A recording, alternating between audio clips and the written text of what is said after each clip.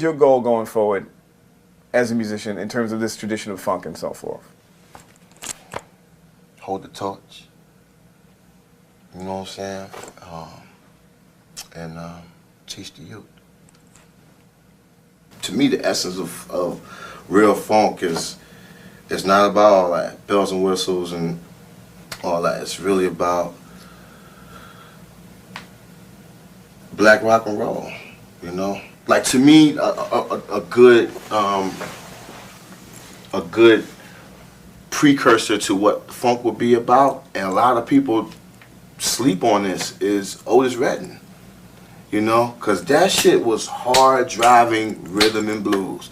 Major chords, sharp angles, really piercing horn lines, and he was just such a hard driving vocalist. That's precursor to the funk. Favorite funk album? God damn, what? No. Oh, Come on, man. One? Oh, shit. The one you have to have on a desert island. God damn it. When you're locked in that desert island, baby, what's the album you got to have? Parade. Prince and the Revolution, Parade. I'm sorry. That's it. Damn! Look, I'm sorry, man. I know. But that's the one. That's the one. Parade. Okay, all right.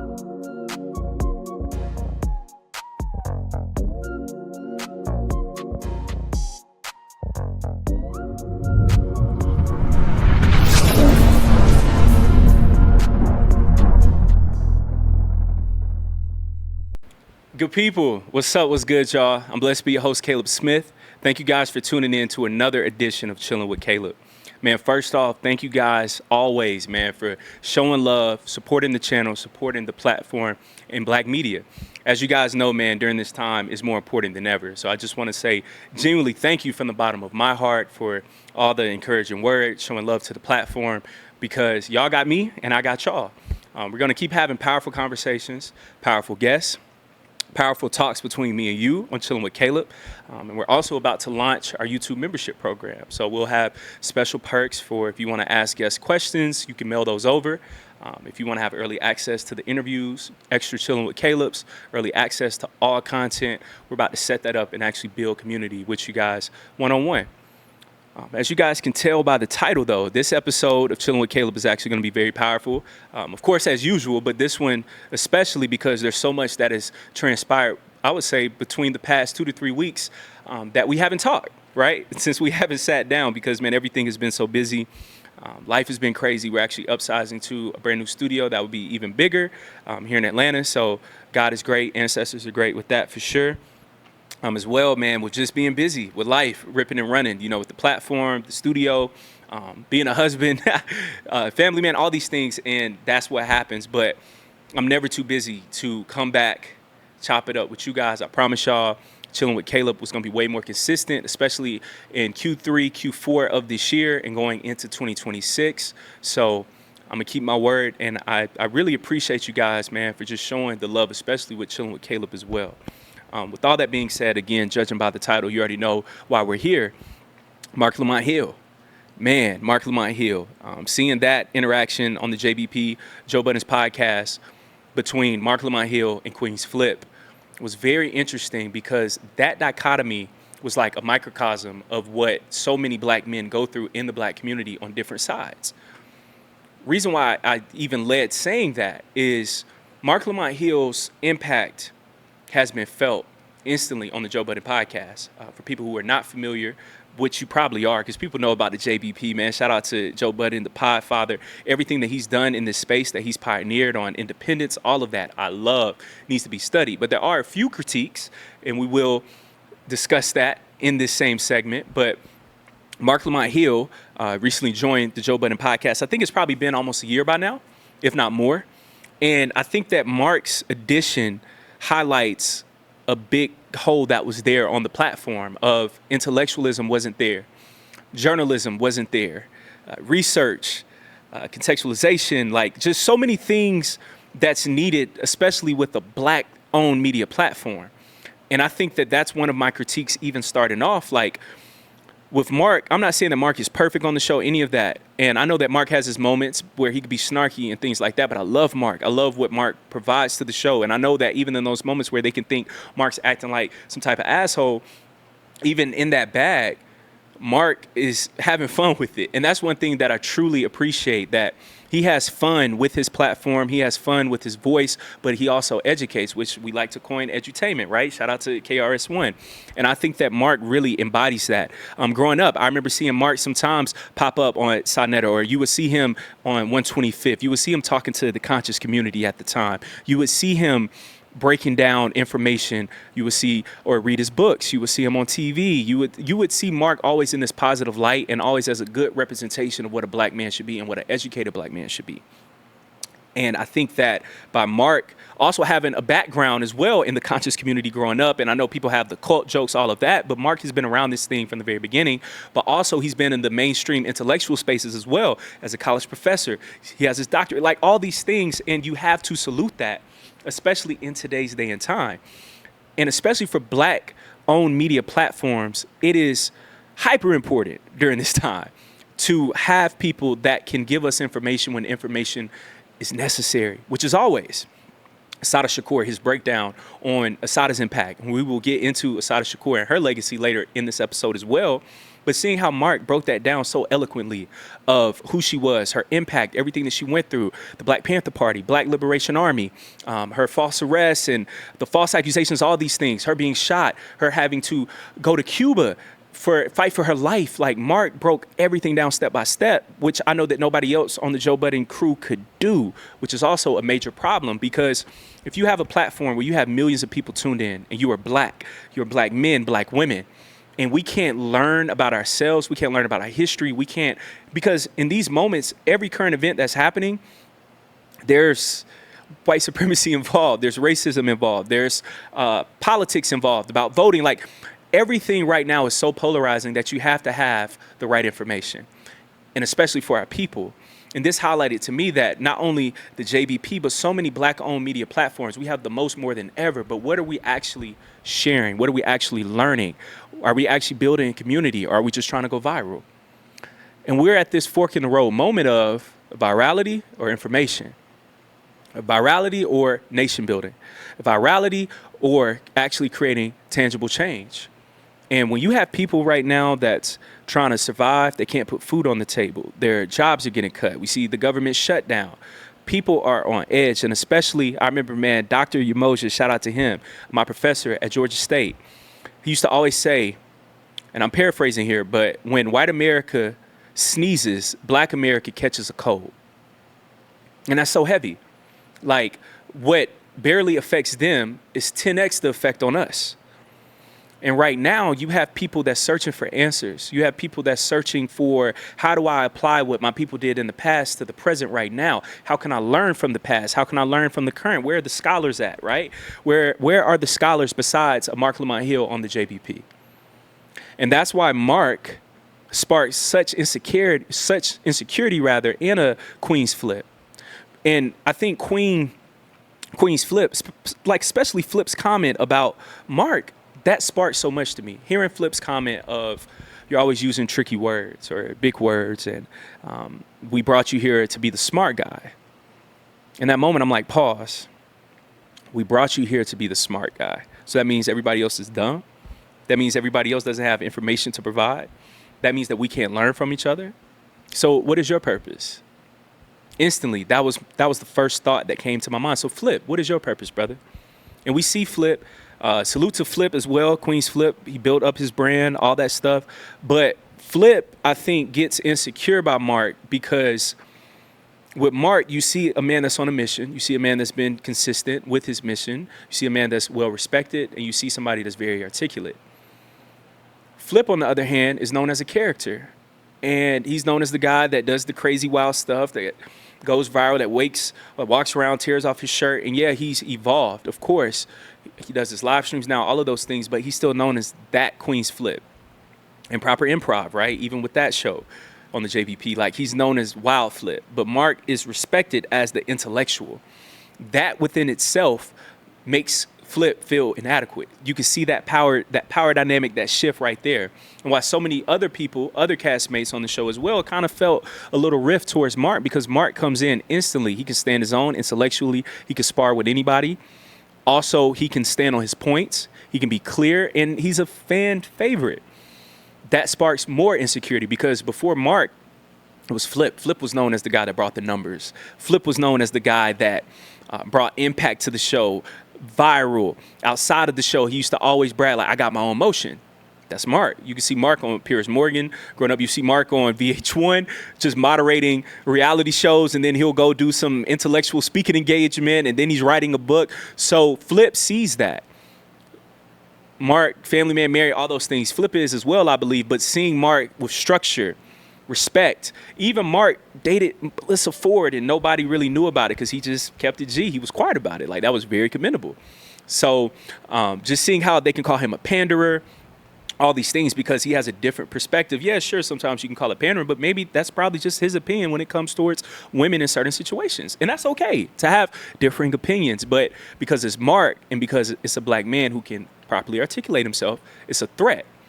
Now, part of that conversation that we got to go deeper into is that how there's always been this rift that's never really been discussed at length between the black intellectual man and the street dude, and how they both can benefit from each other, but they both have to understand each other and see each other's differences as strengths, rather than seeing this person's differences as a weakness and that I'm better than you because of X, Y, and Z.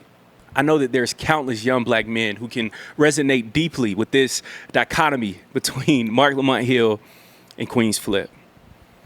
There's so many young black men that grew up in the suburbs, that had a 2-parent household. The mom probably drove a Mercedes, dad had a nice car, worked great jobs.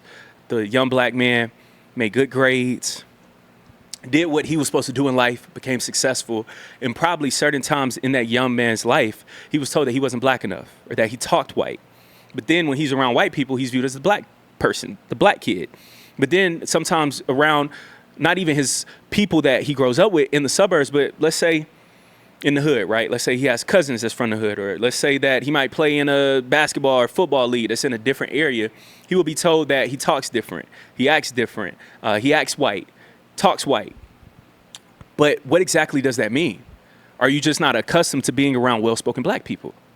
Let's just word it like that. Or are you not accustomed to a young black man who's on a mission, knows his worth, knows his value, and he has standards for himself? That doesn't make him talking white, acting white. Now, there is a fine line, right? Where we see people like a Candace Owens, or you see certain black people that only want to date white people, only want to marry white people, and have white friends. That's completely different. But I'm talking about black people that is like a Marc Lamont Hill, that's similar to a Marc Lamont Hill. And I've even gone through similar experiences in my own life to where you'll be in a certain setting and you're carrying yourself a certain way and you stand out to them. And instead of people acknowledging those differences, they try to poke at it. But those same people, like a Flip, right? Let's say that he goes to a college setting where Marc is teaching at, he would stick out like a sore thumb, right? He probably wouldn't even know how to operate in that scholarly environment, right? He wouldn't know how to interact with people on the college campus, or let's say that Marc is doing a book reading somewhere. He would not be able to connect with those book readers because that's not Flip's bag. But does that make Flip less black in Marc's eyes? Does that make Flip more black in Marc's eyes? Probably not.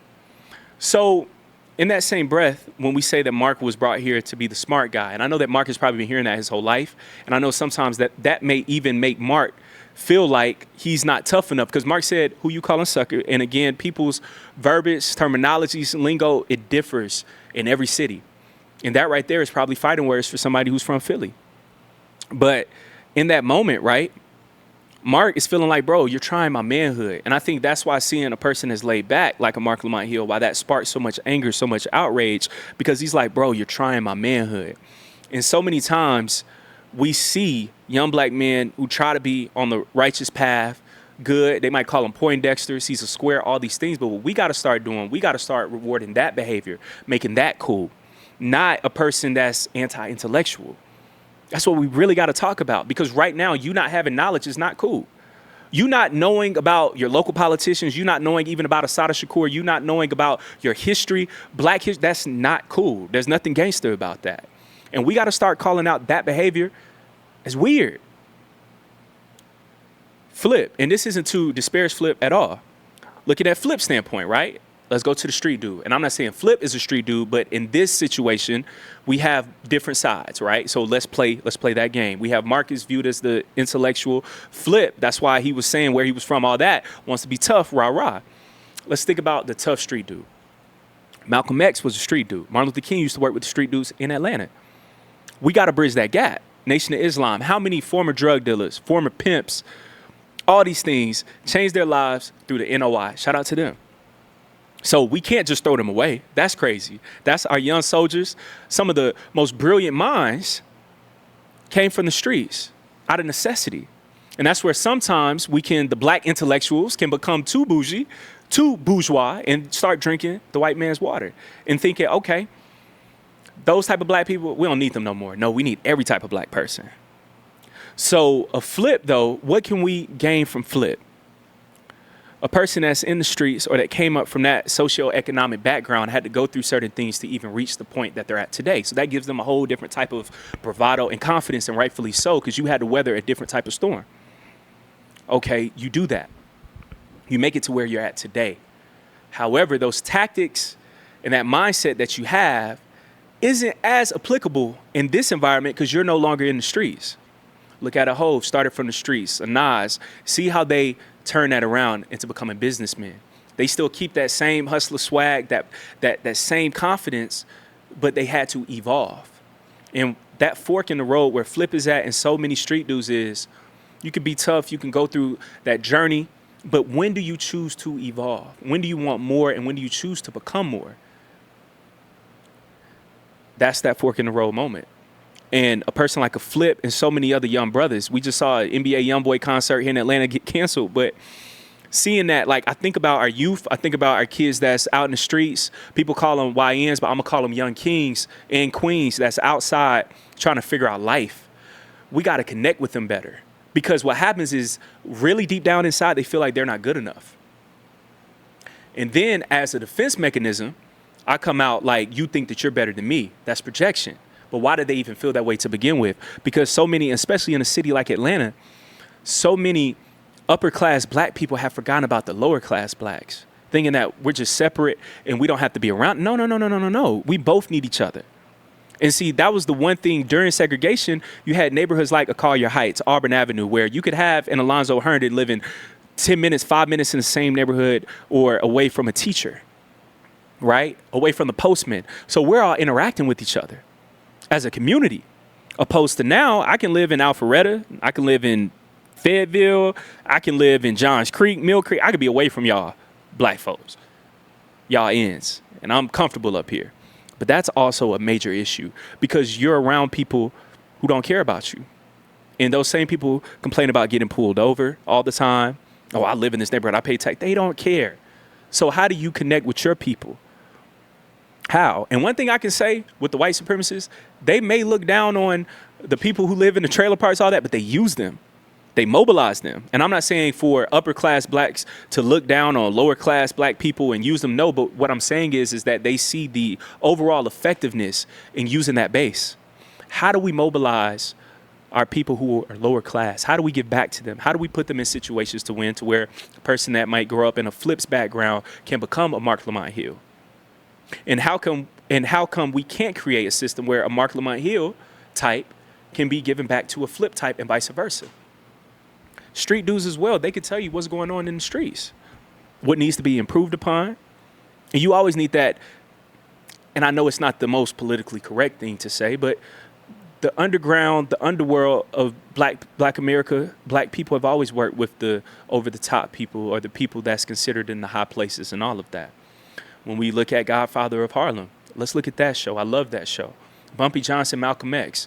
Yes, they had moments where they had different ideologies, approaches, all of that, but they used each other. They utilized each other's own perfected skill sets. And that's what we have to do right now.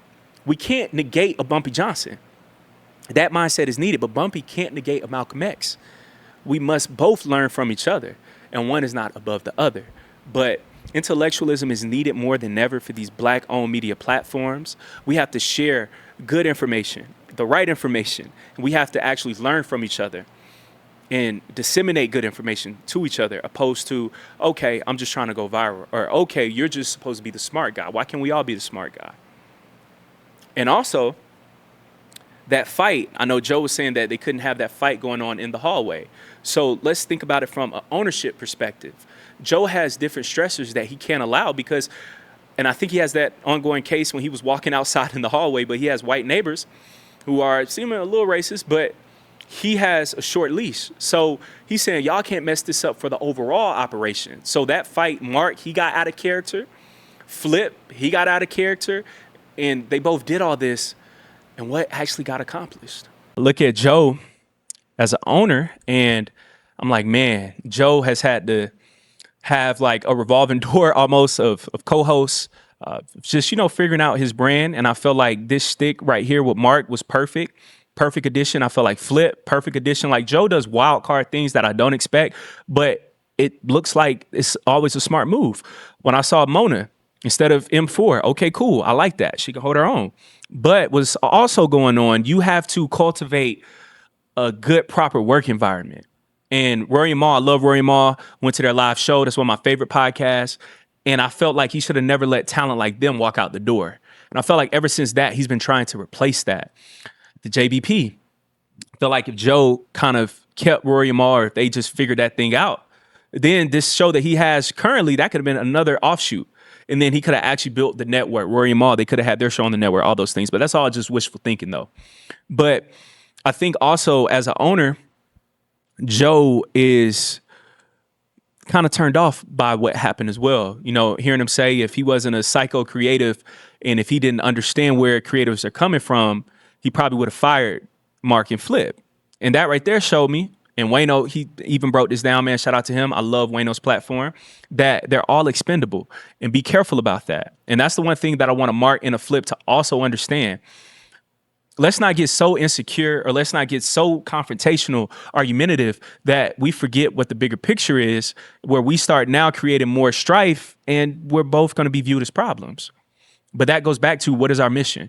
If our mission is to come here as independent hired contractors, I get mine, you get yours, and we're just coworkers, cool, but at least be cordial in that. But if it's to actually keep building this platform, then how are we going to actually make this work? Which then goes back to my original point. We got to identify what our mission is with these platforms, because that's always going to get exposed during those uncomfortable moments. What is the mission? Because if the mission is, as you heard, we're arguing about pay, who's more important, it's always going to be a new argument. It's always going to be a new co-host. It's always going to be a new toy, a new this, a new that. But how do we actually build something that's substantial, and it's not just to have something that I can just get numbers on, get my little check, and I'm about my way? Because if that's the case, you're actually making yourself even more expendable. But yeah, during 2025, going into 2026, we have to go into building. Media, as we see, is more important than ever. Black-owned media, as we see, is more important than ever. We have to keep the mission at the top. And our mission can't just be views and clicks. Our mission can't just be to be mentioned in public discourse. We have to have something that stands the test of time. We have to have something that actually feeds the people. We have to have something that makes the people want to do more, be motivated, and to keep going. That's what we got to really lock in on. And don't get me wrong, everybody's platform is meant to do different things in their own way. But I feel like as a collective, especially with having a big platform, we got to start correcting things, doing, a little bit of straightening, getting right a little bit, because there's a lot to be done. And these are serious times that we can't be playing around with. We cannot be playing around with. But from Mark's case and Flip's case, the black intellectual and the black street dude have to come together and understand that each other's differences are actually our strengths, and not to look down and say, oh, he's a cornball because he didn't catch a body, or he's a cornball because you ain't seen him fight in the street, or he's a cornball because he didn't sell drugs. Nah, that's a good thing. Everybody don't need to be doing what you're doing, because if that's the case, everybody's going to be in prison, right? We can't all be on the same thing. So if you're going to be into that, if you're going to be doing that, or if you come from that background, you got to appreciate a Marc Lamont Hill, because you can learn from that brother. But a Marc, and I'm not saying Mark himself, but I'm saying a Marc Lamont Hill prototype, that a person, let's say, who went to Morehouse, you can't look down on the dude from Bankhead because he didn't have the same opportunities as you. And maybe, yeah, you probably came from the hood too, but there was somebody who looked out for you. There was somebody that saw something in you. There was somebody that saw your worth, and that's what got you here. Somebody had to believe in you. So now it's your turn to pay it forward and believe in that person if they show that potential. Because you can't say that you're all for black improvement, you're all for black progress, but you ain't going to the hood.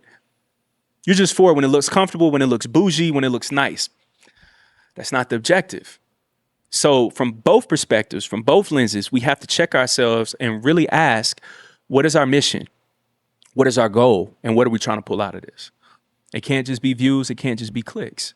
Joe Budden, from an ownership perspective, we got to start creating a more professional environment, right?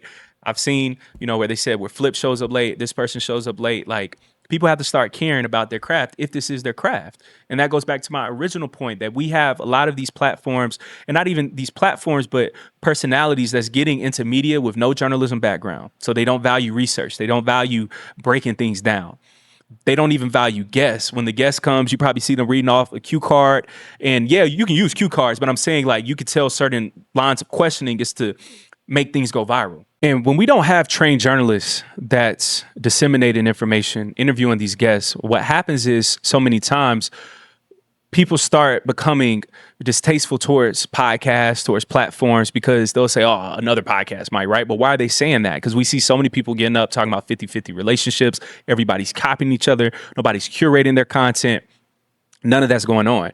So we are at that moment too, to where people who are starting black-owned media platforms, if you're getting into media, I'm not saying that every person needs to have this preliminary background in journalism, but what I am saying is at least study the craft, study the field of previous people who have done it at a very high level, and also people who have done it who may not be as famous, but who are very effective in doing it, who broke things down, who told great stories. And I'm not saying just stories in a way of like, oh, this man did that. No, but who actually shared our stories, our history. We got to study that. We truly have to value that, because what's going to start happening is, as we already see, these white-owned platforms, they're going to shut you down if you don't support this person, or they're going to shadow ban you if you don't do this. So how do we start building a community where we start building trusted black-owned media platforms? And that's where all of us have to step up when it comes to that. And as well, a Marc Lamont Hill archetype, how can he bridge that gap to a Flip archetype in real life? I'm not talking about Marc and Flip themselves per se, but I'm saying as representations of Black America. Our Black intellectuals that's considered to be in these bourgeois boule circles, right? How people use that term. Okay, so how do the people who genuinely want to see Black people win, right? These Black intellectuals, how do they properly sit down and merge and bridge that gap between a Queen's Flip archetype to the dope boy? How do they meet? Godfather of Harlem, like what I spoke about, man, that's one of my favorite shows.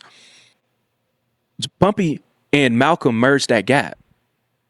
Malcolm and Bumpy, of course, had their difference of approach, perspectives, all those things. But at the end of the day, they appreciated their differences and learned from their differences. Malcolm knew that there was things that he could pick up from a Bumpy Johnson, and Bumpy knew that there were things and discipline and attributes that he could pick up from a brother Malcolm. And that's how we have to approach this in this current time. Our Black folks that's a professor at a Morehouse, how best are you connecting to the young dope boy that's off of Buckhead, that's off the bluff, Bankhead rather? Like, how do you connect with the brother from Bankhead? How do you do that best?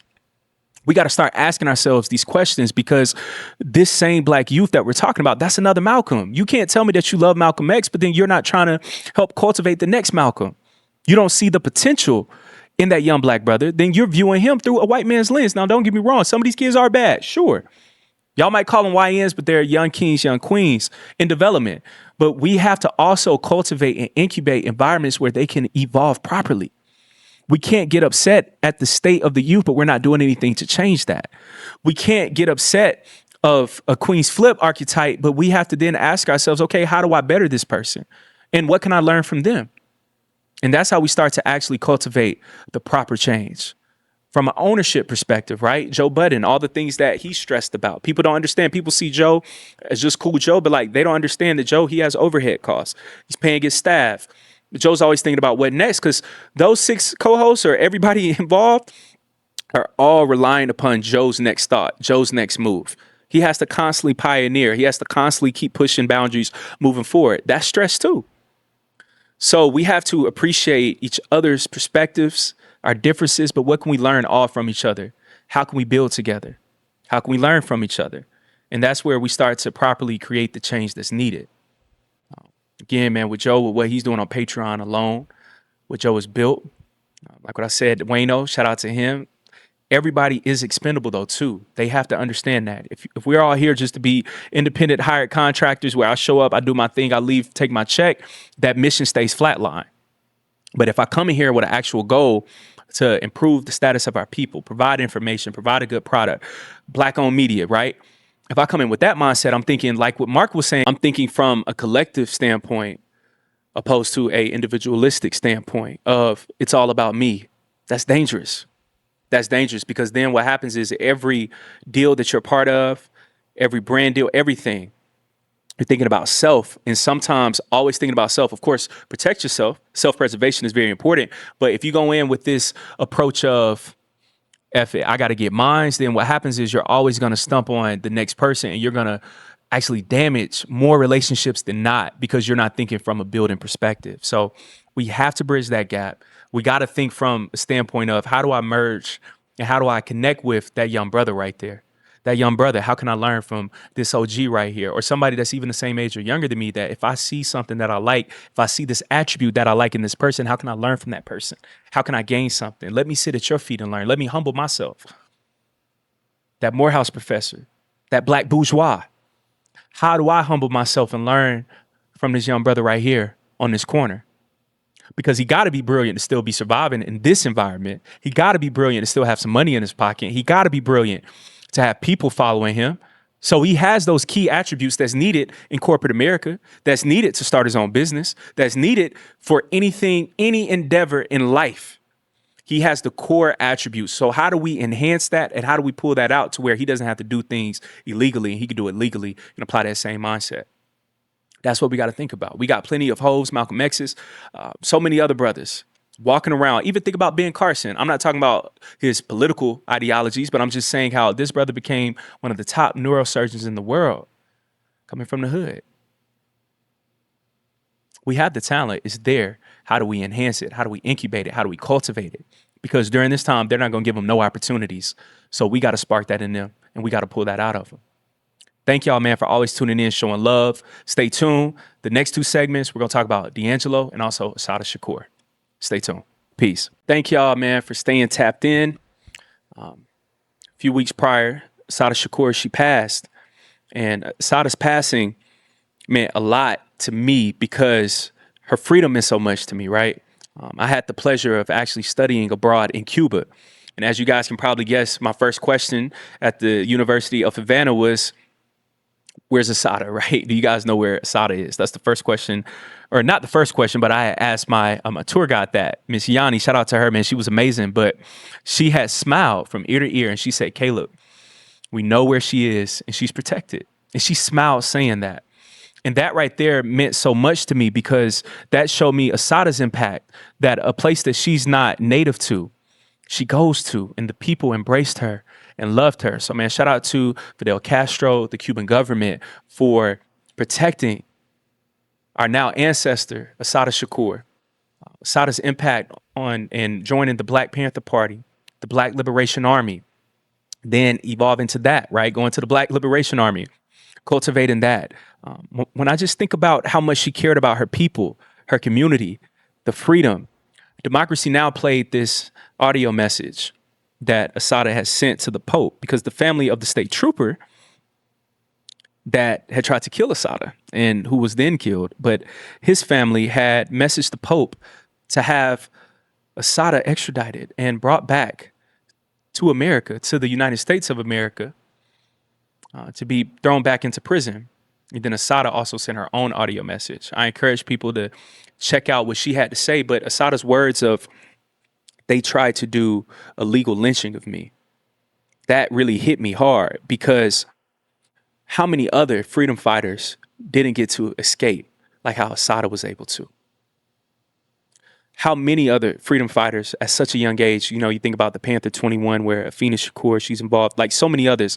But you think of these people who were young, man. We talking about 21, talking about 19-year-olds, 18-year-olds, 15-year-olds, early 20s, early 30s, of people who believed in something so strong during the most dangerous times and lost their freedom for the rest of their lives, or some who got out, Mutulu and various others after already serving 40 years. The Move, right? We see them out in Philly. So many. Watch that doc, HBO Max, where they served 40 plus years. Some served life. Like, these people lost their lives fighting for what was right. We're talking about a free school lunch program, free breakfast program. They implemented that in the school systems. Of course, Trump taking that away. But I'm just saying, like, y'all copied these same tenets, these same things. Fred Hampton lost his life. So many others. The COINTELPRO program itself. Assata she had also broke down how the Freedom Information Act changed the game in the 70s, because then people were able to see, COINTELPRO was a real thing. My professor in college, history professor, and Dr. Marshall, man, he told me something that was powerful about COINTELPRO. Like, what does that show you of young Black America's power that J. Edgar Hoover himself had to dismantle these movements? It showed you that once we mobilize, once we connect, once we build, we grow, we strategize, that's their biggest fear. We unionize, we get together, that's their biggest fear. Black liberation. Assata, she embodied that. She embodied that so much that she refused to be a slave. She refused to be imprisoned. And also in her documentary, what I loved, she even critiqued the Black Panther Party. And I've seen these critiques in the movies, the docs, the films, of how there was a major disparity between how the women and the men were treated, how the women didn't have much of a voice sometimes in those meetings, or how they would have to tone it down. And Assata said that she didn't like that. This Black woman loved our people so much that she wanted to see us in our best form. I salute that. And I love her for that deeply. From knowing you go from 1972, serving time, 79, breaks out. Shout out to all the families that underground, it's like an underground railroad. And she spoke about how the spirit of Harriet drove through her. That maroon spirit, she said, that Seminole spirit, I felt that. She was a fighter. Hearing her talk about as well that one time when her grandmother came to visit her, a grandmother's dream, her grandmother had told her that in her dream, she was dressed in Assata. And she said, Assata, you're going to be free. And Assata, she was thinking, Grandma, the only way I'm going to be free is if I die. She said, no, you're going to get out of here. Think about that. Grandma's prayers. And to think that she lived her grandmother's prayers and beyond to the fullest extent, that she did get herself dressed. And she no longer had to be in those shackles. That's heavy. And, hearing how she still missed her family in the States, but she was free in Cuba, and seeing the major differences between how Cuban life was compared to in America. And I tell people that all the time, man. When I was in Cuba, one thing I loved is how slow paced everybody was. People weren't rushing to get to work. People weren't rushing to get to school or rushing to get to this place. People took their time. Here in America, especially on the Black psychology, Black psychosis, the Black psyche, and the Black soul of always being in a rush, right? We picked up on these Europeanized ways of always being in a rush, always thinking about money, always thinking about paying bills, always finding new stressors, always. Everything's just always, right? It's always something to think about. Opposed to really taking our time and slowing down in life and appreciating where we are and being where our feet are in that moment, and taking a deep breath and appreciating the ride, the journey. That's something that is so significant. It has to be appreciated. And that's why, man, I really tip my hat to the good sister, Assata, the ancestor, her impact on Pac, right? Her hands on so many different things, and seeing how she inspired a whole new generation, my generation especially, where we never saw Assata in person. We never saw too many videos of Assata, but knowing of her legend, knowing of what she went through, knowing what she accomplished just to get to this point to where she could die free. That's a heavy thing. That choice of choosing to die free, choosing to leave this earthly plane to the ancestral plane free, that means so much. that I would not be shackled down. I would not be restrained to what you have planned for me, but instead I'm going to follow what the ancestors and what the Most High has planned for me. That's power. And nothing much more beautiful than a black woman carrying that out. Assata also stated in her doc that she just wanted to make her ancestors proud. And I love that. Such a simple but eloquent answer. I just want to make my ancestors proud. And Assata did that. And now she is in their realm. She is in their midst. And now it's up to us to make her proud. But job well done. Job well done to our sister, Queen Mother. She gave so much to the movement. And shout out to Blue, man. We had a great discussion on this. Please check out that interview. I will have that at the end of this. But our good brother, man, Blue Pill, he broke down beautifully too. Like, we really got to contextualize everything that Assata had to go through. We talk about a woman pulled over by New Jersey State troopers, shot multiple times. Then she says she was tortured in the hospital. Then she said she knew she had to escape from prison because she was afraid for her life because she knew that they would try to murder her. She's falsely accused. She's viewed as a domestic terrorist, all these things. She said how the media, like we talked about earlier, everything connects, how the media skewed and put out false narratives like they always do. But that's why black media was so important even during its time back then, through the newspapers, publications, TV, all of that, to disseminate the proper information about who Assata was at the time and is, and how we can assist and help this sister towards her freedom. And it's so crazy sometimes because it's like, I think about, imagine you're just, let's put it in today's times. Let's say that you went to a George Floyd protest and you start getting more involved about social justice. And now you become a target. And now they frame you for something. And now you're convicted for life in prison. That's how fast that happened to them. You get motivated, you get involved, now you're arrested, COINTELPRO, you get set up, you get pulled over. All these things start happening. Look at Fred Hampton. Goes to prison, jail over ice cream. Like, things start happening where things get lined up just to set you up, just to throw you off. And the devil's always going to try to throw you off your mission. If he can't destroy you, he's always going to distract you. And for Assata to stay on her mission, to not get distracted, to stay focused even when she was in that jail cell. You're talking about solitary confinement. You're talking about being in prison. A woman in a prison of men, she made it free. She could walk around on the beach in Havana. She could feel that ocean breeze, that tropical environment. She deserved that. She deserved that long vacation. She deserved that time to be free and not have to watch her back. But also what she did not deserve was to not have that time to be around her family again, ever again. Not feel them, embrace them, not be around for the holidays, for Thanksgiving, Christmas, hanging out, barbecuing during the summertime, family reunions. She was robbed of that simply for speaking up, simply for fighting for what was right. That has to infuriate us and motivate us to never allow anything remotely close to happen to not only our black women, but us as black men, our community, our babies, to never have that happen again. They're trying to get to that point, but we can't allow that. And we have to use Assata as that precedent to show us never again, that we can't have that happen.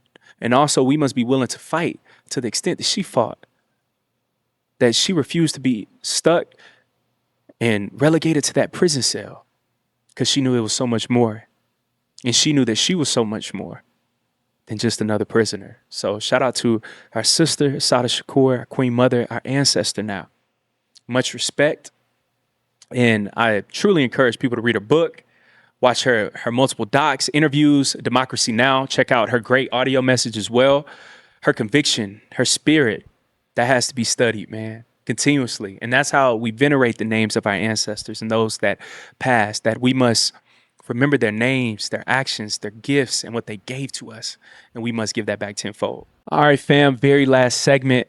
One of my favorite artists of all time, D'Angelo, recently passed at the age of 51. Privately battling pancreatic cancer. Man, I thought about Chadwick Boseman, right? How he had his own battle privately with cancer and passed. And D'Angelo, man, I think about so many moments to where I played his music. I think about as a kid watching the Jamie Foxx show, that funny episode.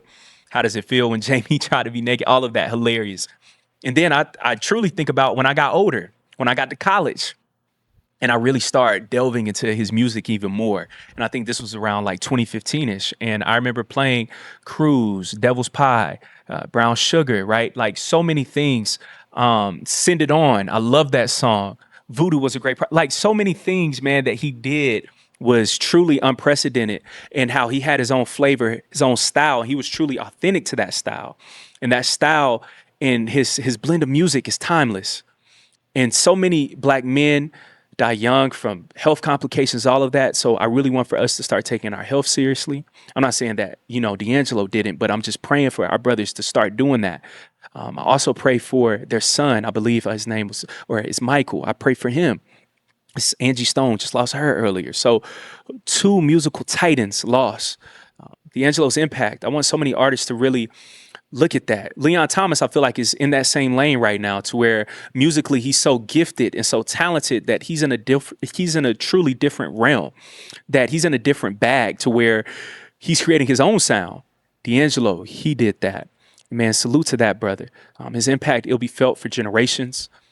His music, his love, his soft spirit, it will be felt. We lost Assata a few weeks prior. D'Angelo, we lost Titans, Baba Heru as well.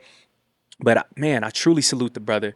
I pray for his family, his soul. I pray that he now has peace. His music, thank you for gifting us with so much music. His rumors that Raphael Sadiq, they might have a project that's a joint project coming out that they were previously working on. But man, I salute you, brother. I love you as a fan.